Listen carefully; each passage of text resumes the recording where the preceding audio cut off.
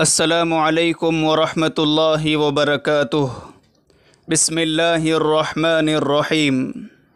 نحمدہ ونصلی علی رسولہ الکریم، اما بعد۔ بزرگان محترم اور برادران ملت، اگر جنگ آزادی میں مسلمانان ہند اور علماء دیوبند حصہ نہ لیتے، شریک نہ ہوتے، تو ہندوستان کبھی بھی انگریزوں کے ظلم و جور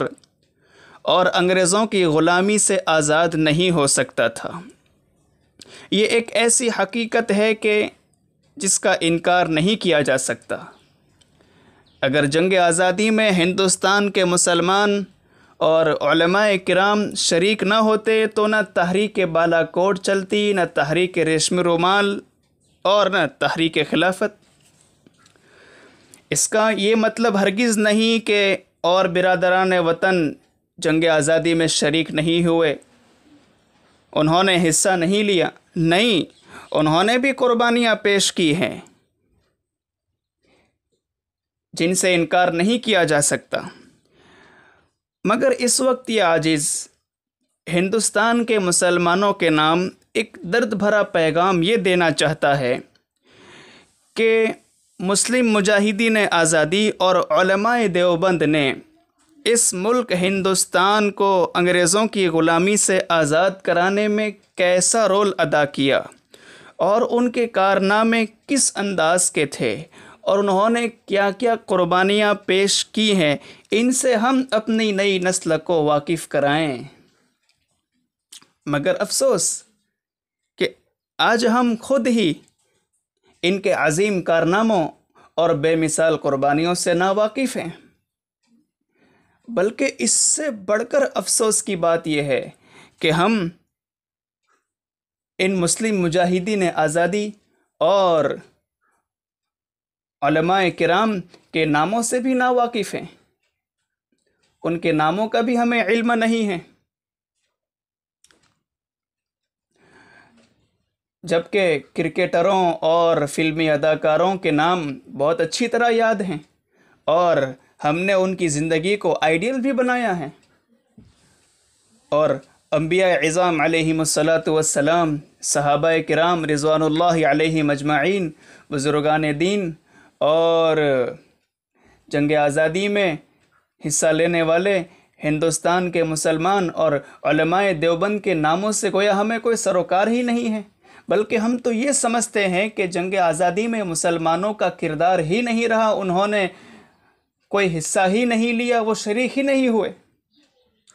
جبکہ ابھی میں عرض کر چکا کہ اگر ہندوستان کے مسلمان اور علماء کرام جنگ آزادی میں حصہ نہ لیتے تو انگریزوں کی غلامی سے ملک ہندوستان کبھی بھی آزاد نہیں ہو سکتا تھا۔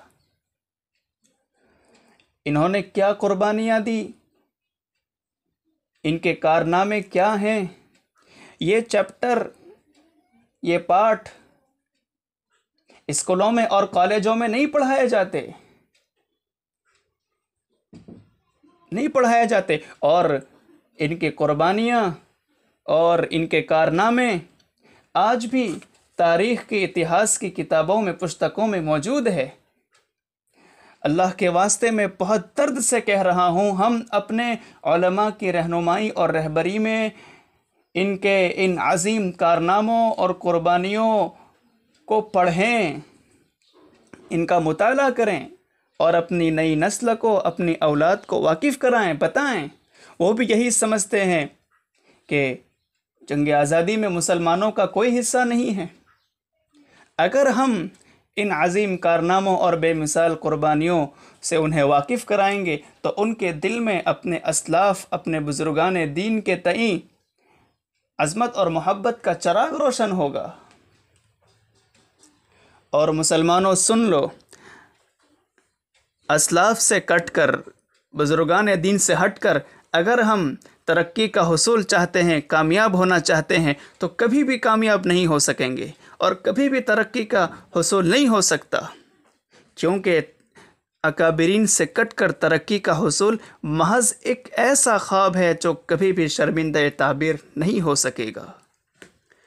بہرحال میرے اس پیغام اور میری گفتگو کا بات کا خلاصہ یہ ہے کہ ہم اپنے ان مسلم مجاہدین آزادی اور علماء کرام کی بے مثال قربانیوں اور عظیم قربانی اور عظیم کارناموں کا مطالعہ کریں، پڑھیں اور اپنی نئی نسل کو ان سے واقف کرائیں تاکہ ان کے دل میں اپنے اسلاف کے تئیں عظمت اور محبت کا چراغ روشن ہو، اور موجود اکابرین سے مخلصانہ تعلقات قائم کریں، ان کی مجالس میں حاضری دیں اور ان کی بتائی ہوئی باتوں پر دل و جان سے عمل پیرا ہوں۔ اگر ہم یہ کر لیں گے تو انشاءاللہ ہم اپنے اور اپنی نئی نسل کے ایمان کی حفاظت کر پائیں گے۔ اخیر میں اللہ رب العزت سے دعا ہے کہ اللہ رب العزت ہم تمام کے اور اپنی نئی نسل کے ایمان کی حفاظت فرمائیں، اور ان مسلم مجاہدین آزادی اور علماء دیوبند کی قبروں کو نور سے منور فرمائیں۔